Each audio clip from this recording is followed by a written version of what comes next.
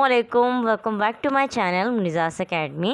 आज के इस लेक्चर के अंदर हम क्लास 9th की poem the miller of the Dee को डिस्कस करेंगे और साथ साथ पोएट का इंट्रोडक्शन देखेंगे और इसका सेंट्रल आइडिया देखेंगे कि इस पोम के अंदर आपको क्या सिखाया गया है, क्या समझाया गया है, इसका मैसेज भी कह सकते हो या थीम कह लो। ठीक है, ये तमाम बातें देखेंगे और सबसे इम्पोर्टेंट बात ये है कि इस पोम से रिलेटेड जो उसके इम्पोर्टेंट क्वेश्चन आंसर्स हैं वो भी मैं आपको वीडियो के लास्ट में प्रोवाइड कर दूंगी, तो इस वीडियो को एंड तक देखिएगा। ठीक है, स्टार्ट करते हैं। The miller of the D के जो पोइट हैं वो चार्ल्स मैके हैं। Charles Mackay was a Scottish poet, journalist, author, anthologist, novelist and songwriter. Journalist कौन होते हैं?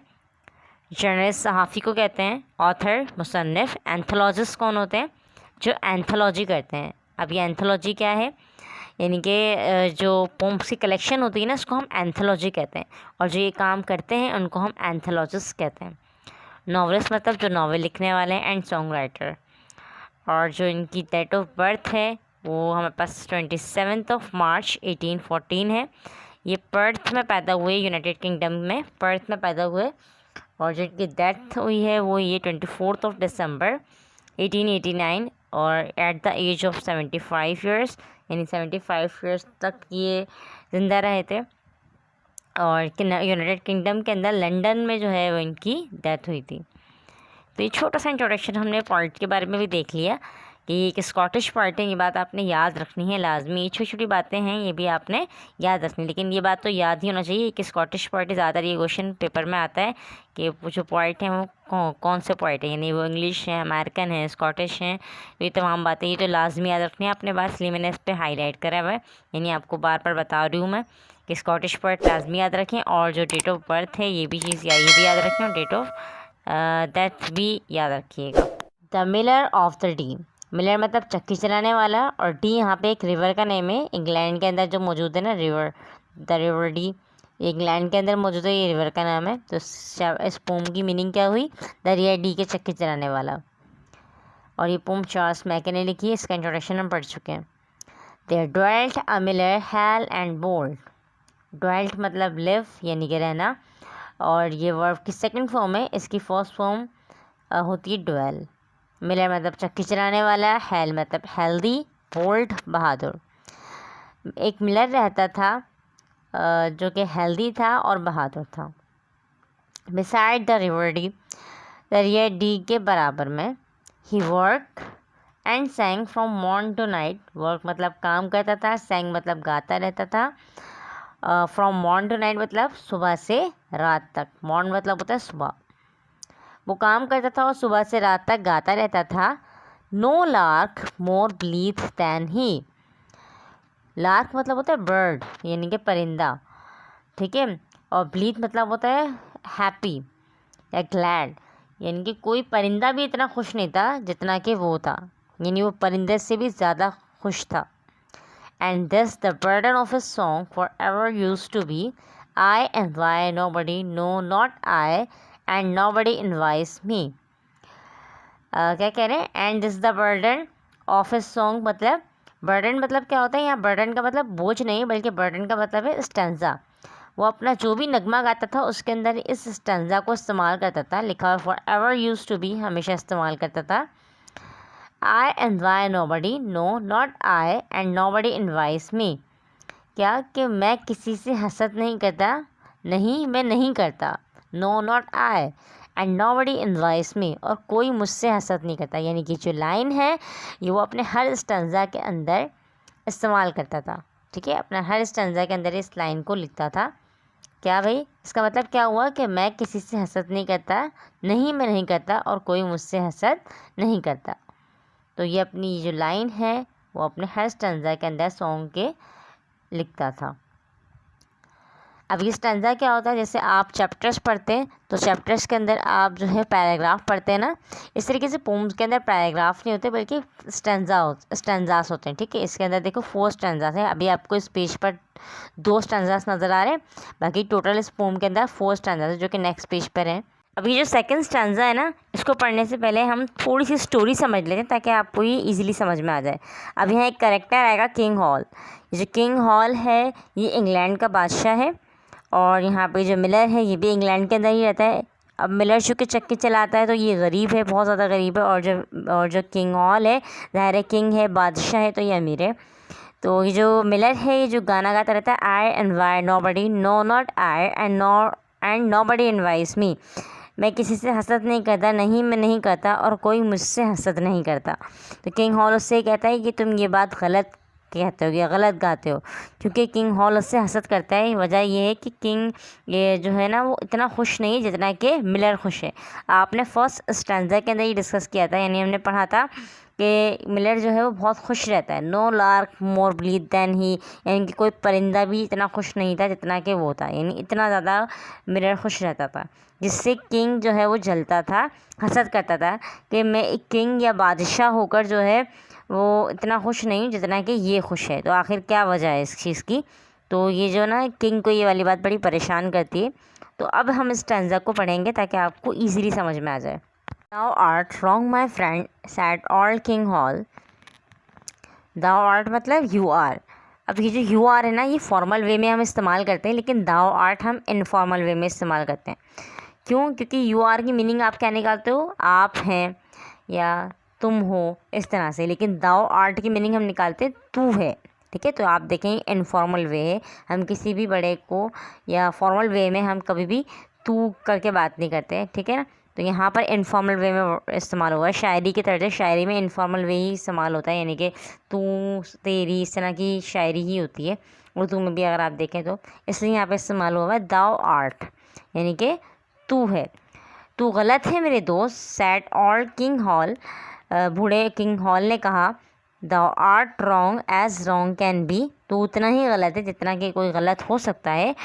For could my heart be light as thine मतलब तेरी तरह।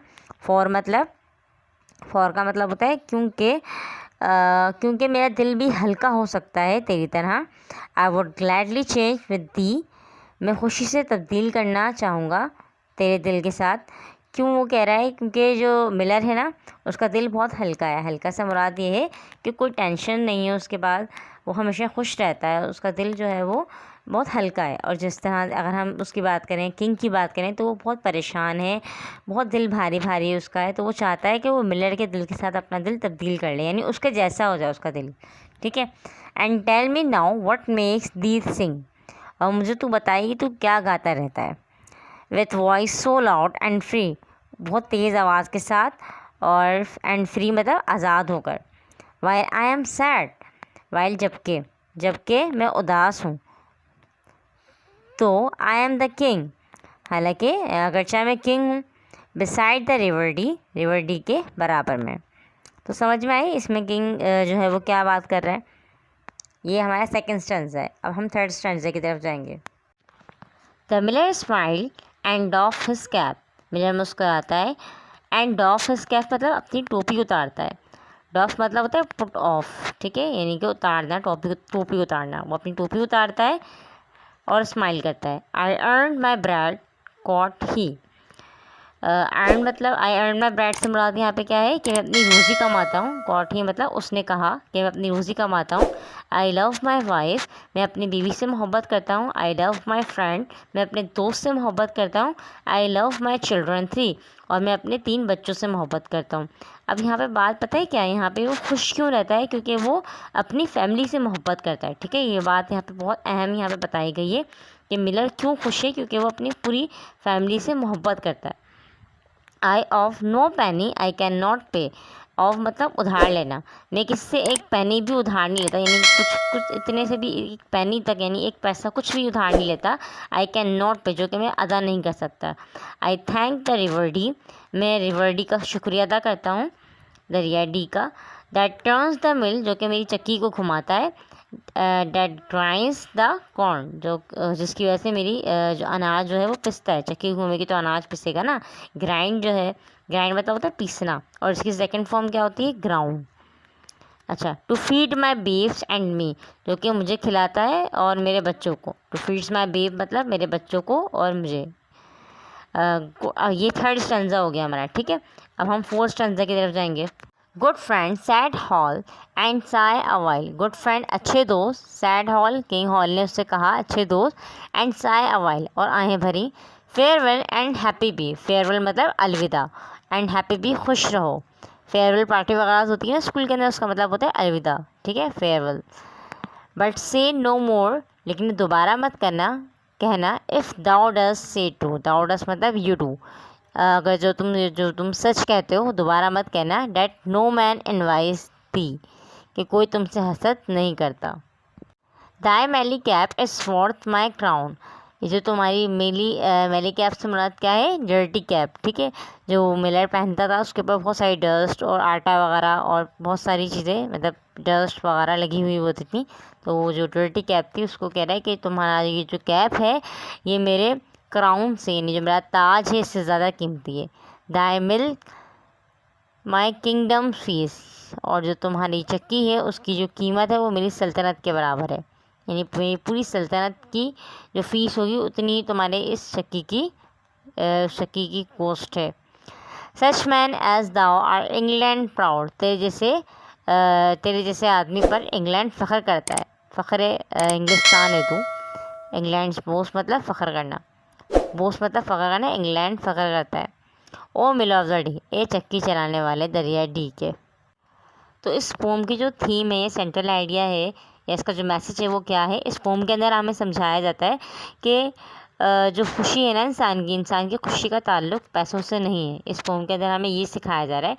क्यों? क्योंकि आपने देखा कि जो किंग था वो खुश नहीं था, ठीक है, उसके बाद कितना पैसा था, और मिलर जो था उसके बाद पैसे नहीं था इतना, यानी कितना गरीब था और वो खुश था, और जो किंग है वो किंग होकर भी खुश नहीं था, क्योंकि जहनी सुकून नहीं था।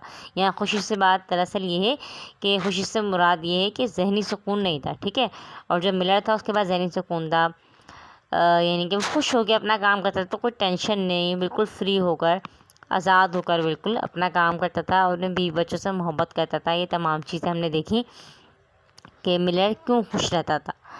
और जो किंग था वो क्यों परेशान रहता था, क्योंकि उसके पास बहुत सारी जिम्मेदारियां थी, पूरी सल्तनत की ज़िम्मेदारी और ये तमाम बातें, और चूँकि बहुत ज़्यादा पैसा होता है तो इंसान की वैसी ही रातों की नींद जो है वो हराम हो जाती है। तो ये भी बात यहाँ पर है ना बताई गई है। तो यहाँ पे क्या बताया गया है कि खुशी का जो ताल्लुक़ है वो पैसों से नहीं है, बल्कि कोई इंसान जिसके पास पैसे नहीं हैं वो भी खुश रह सकता है, ठीक है। इस पोम या इस निज़म के अंदर आपको यही चीज़ सिखाई गई है। और वैसे भी अगर हम देखें तो कुछ लोग ऐसे भी होते हैं जो कि झोपड़ियों में रहते हैं या गरीब होते हैं, लेकिन वो अमीरों से ज़्यादा खुश रहते हैं। कुछ लोग ऐसे भी जो महलों में रह रहे हैं लेकिन वो खुश नहीं है। तो ये जहनी सुकून के ऊपर, इंसान के ऊपर बात होती है कि अगर आपको जहनी सुकून है, कोई परेशानी नहीं है, तो आप जो है वो खुश रहते हैं। परेशानी किस चीज़ की, यानी कि ऐसा होता है बाज़ जगह पे ऐसा होता है सुकून नहीं होता, अमन नहीं होता, यानी कि हर वक्त लड़ाई झगड़े फसाद और फजूल की बातें वगैरह। तो ये चीज़ें इंसान का ज़हनी सुकून तबाह करती हैं, जो कि उसको खुश नहीं रहने देती। और जहाँ पर जो इंसान इन सब चीज़ों से फ्री है, आज़ाद है, उसके ऊपर इस तरह की टेंशन्स नहीं, तो वो इंसान खुश रहता है। तो इस नज़म के अंदर आपको यही सिखाया गया है, ठीक है। आई होप आप लोगों की पोम समझ में आ गई होगी। अगर अभी भी कोई ऐसी चीज़ जो उसके अंदर समझ में नहीं आई तो आप मुझे कमेंट सेक्शन में पूछ सकते हो, मैं आपको इंशाल्लाह ताला उसका रिप्लाई करूँगी। और अगर आपको वीडियो अच्छी लगी हो तो वीडियो को लाइक करें, शेयर करें अपने दोस्तों के साथ, ताकि उनका भी फ़ायदा हो।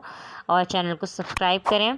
सब्सक्राइब करने के बाद बेल आइकन को क्लिक करते हैं, ठीक है, ताकि आपको आने वाली मेरी तमाम वीडियोज़ की नोटिफिकेशन मिल सकें।